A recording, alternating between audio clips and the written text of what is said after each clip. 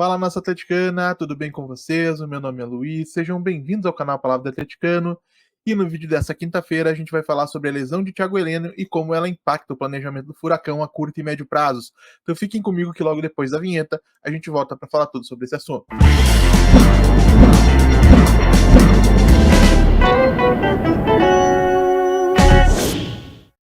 Então vamos lá para o assunto do vídeo de hoje. Pessoal, segundo informações da jornalista Monique Vilela, o zagueiro e capitão do Atlético Paranaense, Thiago Heleno, sofreu uma lesão muscular durante um treinamento realizado no dia de ontem, quarta-feira, no CAT do Caju, e por esse motivo ficará afastado dos gramados por entre 3 e 4 semanas em tratamento.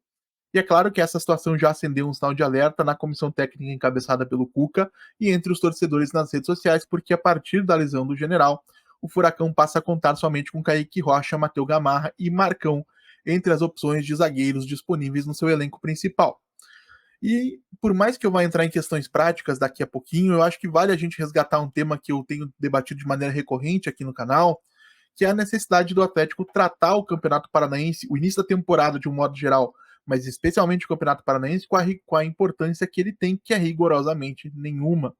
E eu digo isso porque um jogador da idade do Thiago Heleno, que tem 35 anos, vai completar 36 em setembro, salvo engano, no dia 17, ele não poderia ter o número de partidas nem a minutagem que ele tem acumulada até o dia 25 de abril. Para quem não sabe, né? E é natural que não saiba, ninguém precisa saber isso de cabeça.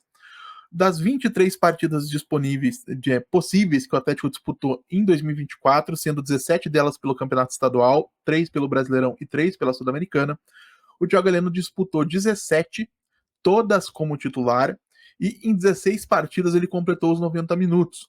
Dessas 17 partidas, o Thiago Heleno disputou 12 no Campeonato Paranaense, e isso se a gente for considerar que o Thiago perdeu 3 partidas no início do Campeonato Estadual por uma suspensão imposta pelo TJD do Paraná, é um número muito alto. Um jogador com a importância que tem o Thiago, com a idade que tem o Thiago, que merece o cuidado que ele precisa ter nesse momento para poder ser competitivo e estar à disposição nos momentos mais importantes, não poderia disputar mais do que 5, 6 partidas do Campeonato Estadual, e isso acabou, pelo menos, ou pode ter contribuído de maneira determinante para que ele sofresse essa lesão nesse momento.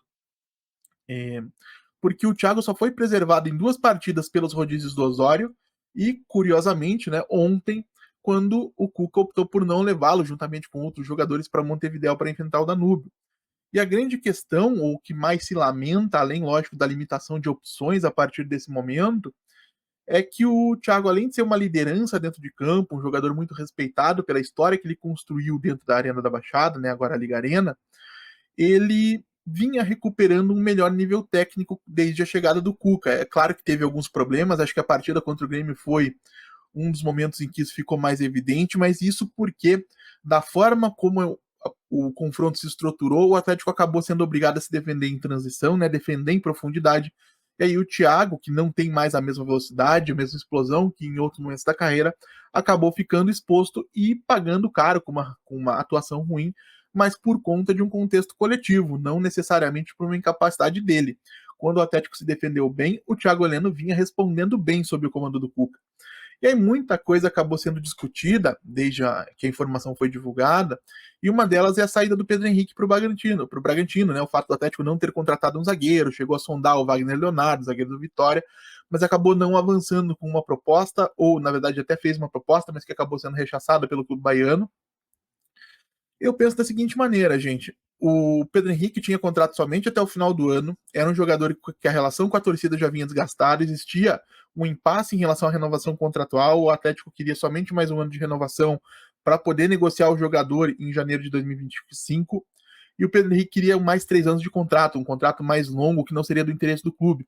A partir do momento que um contexto como esse se estabelece, o Atlético tinha que tomar uma decisão, ou vendia o jogador agora, ou vendia em julho, e a janela, salvo engano, começa no dia 10 de julho, e a partir do dia 1º de julho também, lógico, o Pedro Henrique poderia assinar um pré-contrato com qualquer clube, então a partir desse momento, ou o jogador passa a valer muito menos do que o Atlético pode ter recebido por ele, não houve confirmação do valor oficial ainda, ou inclusive o Pedro Henrique poderia optar, como já fez o Zé Ivaldo em 2022, por exemplo, de assinar um pré-contrato com outro clube e deixar o Atlético de graça ao final de 2024, recebendo ele, o atleta, um bônus maior na assinatura desse contrato. Seria extremamente prejudicial para o clube. Eu entendo que, em termos de gestão, o Atlético fez o melhor que podia com a situação do Pedro Henrique.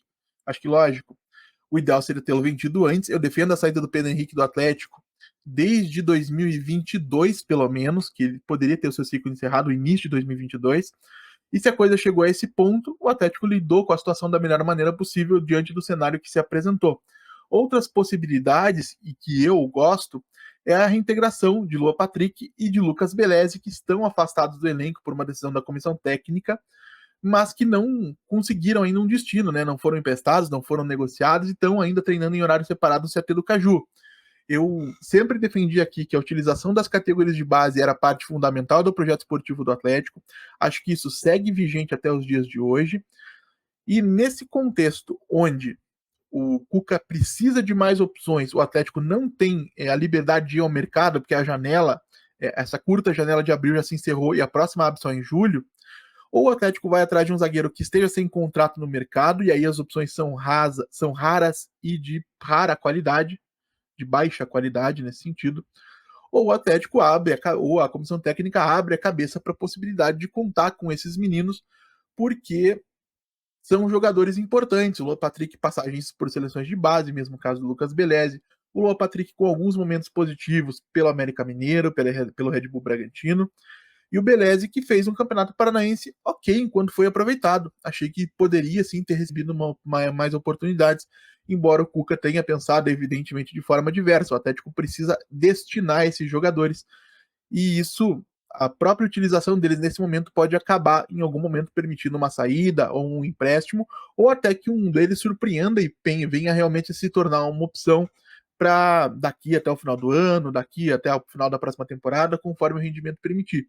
Então acho que o Cuca não deveria pensar duas vezes antes de reentregar pelo menos um deles, e acho que aí o Lua Patrick estaria na frente dessa fila. O Lucas Belezi tem menos experiência como profissional, mas acho que até a reintegração dos dois faria sentido, até para o Atlético poder, entre aspas, destravar essa fila de aproveitamento de zagueiros vindos das categorias de base. O Atlético precisa realmente voltar a olhar com mais atenção para os piás do Caju.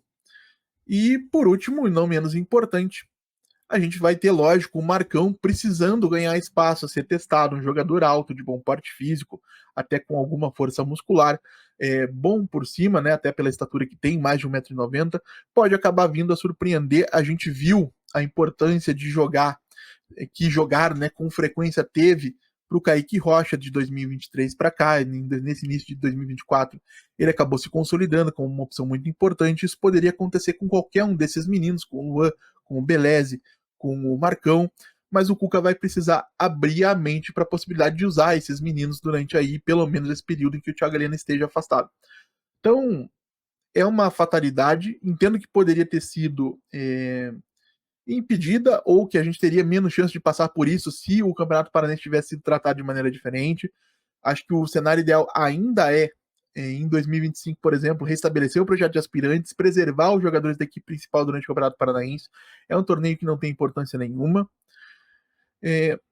Mas vamos ter que passar esse período, gente. A torcer para que Kaique Rocha, Matheus Gamarra não se lesionem, né, ou não tenham não recebam suspensões, né, por conta de cartões amarelos, não sejam expulsos.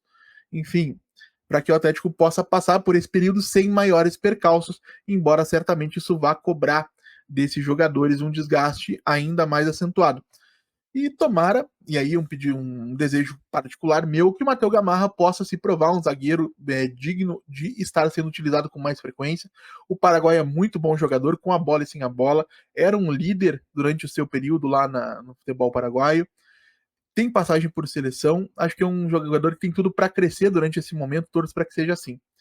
E vocês, gente, o que acharam dessa lesão do Thiago Heleno? O que vocês entendem aí do planejamento do clube? Gostaram da forma como o Atlético participou do Campeonato Paranaense? Gostaram ou não da saída do Pedro Henrique, da forma como aconteceu? O que vocês fariam para enfrentar essa situação que se avizinhou agora e que o Cuca vai ter que contornar? Deixe a opinião de vocês aí nos comentários. Como sempre digo aqui, eu leio todos e respondo todos.